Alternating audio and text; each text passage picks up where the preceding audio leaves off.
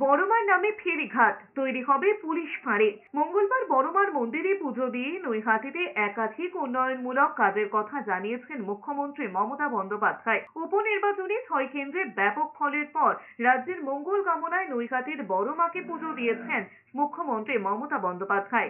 শাড়ি ফুল দিয়ে পুজো দেওয়ার পাশাপাশি মঙ্গল আরতিও করেছেন। পুজো দেওয়ার সময় নিজেই জানিয়েছেন তার গোত্র মা মাটি মানুষ। নৈহাটির ফেরিঘাটের নাম বড়মার নামে করার কথা জানানোর পাশাপাশি মুখ্যমন্ত্রী জানিয়েছেন এমপি ল্যাডে 10 লাখ টাকা ব্যয়ে সেজে উঠবে নৈহাটির ঘাট। বসানো হবে হাই মাস্ক লাইট। পাশাপাশি চিকিৎসা পরিষেবার উন্নয়নে নৈহাটি ও ভাটপাড়া হাসপাতালে ওপিডি পরিষেবা চালুর কথাও জানিয়েছেন মুখ্যমন্ত্রী মমতা বন্দ্যোপাধ্যায়। জানিয়েছেন ব্যারাকপুর থেকে পার্থ ভৌমিককে মানুষ জিতিয়েছেন, তাদের জন্যই এমপি ল্যাড থেকে দুটো হাসপাতালে ওপিডির জন্য 2 কোটি করে 4 কোটি দেওয়া হচ্ছে।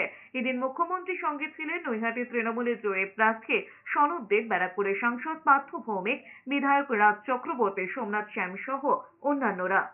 আজ এই ফেরিঘাটটা বড়মার নামে করে দিতে বলেছি। এখানে একটা পুলিশ ফাঁড়ি হবে, একটা হাই মাস্ক লাইট হবে এবং বড়মার যে ঘাটটা দিয়ে সবাই পরাপর হয় সেই ঘাটটা আমি এমপি ল্যাড থেকে রাজ্যসভার 10 লাখ টাকা দেব, যাতে ঘাটটাও ভালো করে ডেভেলপমেন্ট হয়। দুটো ওপিডি তৈরি করার জন্য ভাটপাড়া এবং নৈহাটি ও এমপি ল্যাড থেকে 2 কোটি 4 কোটি টাকা দিচ্ছে। ওখানে এর জন্য ধন্যবাদ জানাচ্ছি, আপনারাই ওকে পাঠিয়েছেন কাজটা করতে।